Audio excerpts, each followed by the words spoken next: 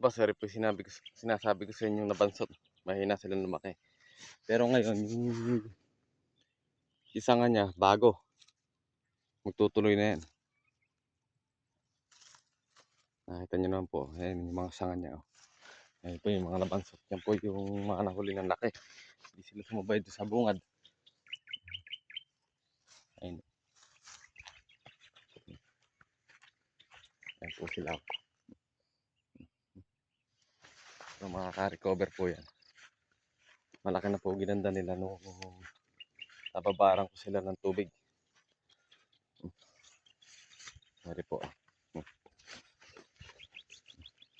Yan po yung mga bago niyang sanga. Ayan. Nag-grass cutter po ako ngayon dahil pag-grass cutter sinasabayan ko po ng tubig. Ngayon mamaya naman po ako mag-grass cutter hapon. Mainit na po eh.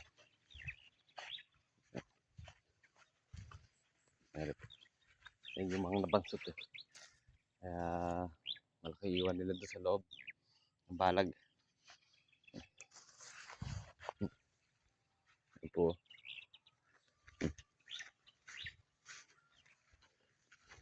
Kaya rin naman po yung papaya. Ayan, dinilig ko hapon, bawi na sila. Bawi na po yung papaya. Ayan, basa pa po sila. Oh. Magat hapon ko po sila dinidilig para hindi sila masaktan, hindi sila malanta.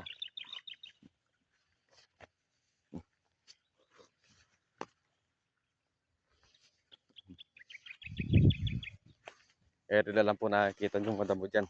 Ito, sumisili. Kasi po hindi ko madamuhan.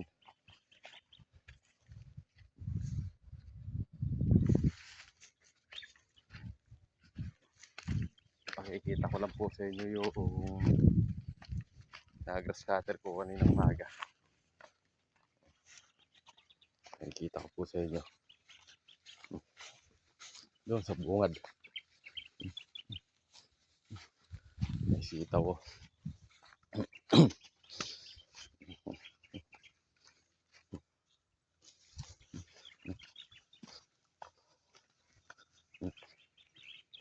Ayan po.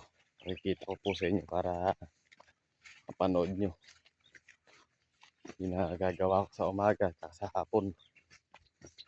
Kasi sa tanghali, hindi ko alahong tatagal, sobrang init.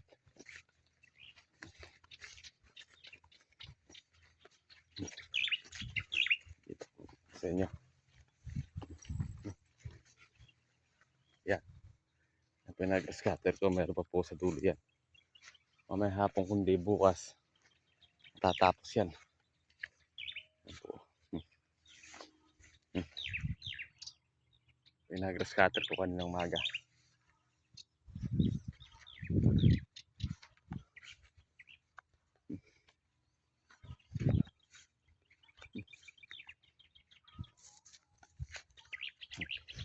Ere po, may bago na siya sopang. Bago niya yan, bago sanga niya yan. Ano sa ilalim. Ito. Bumabawi na sila. Tagulan, malabong na to.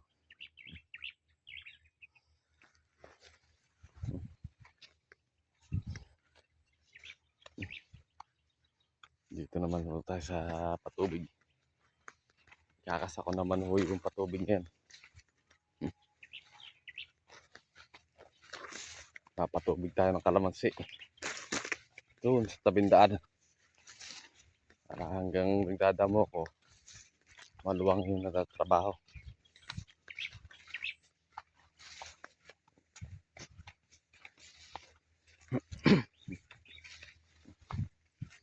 Babawi na yung boss.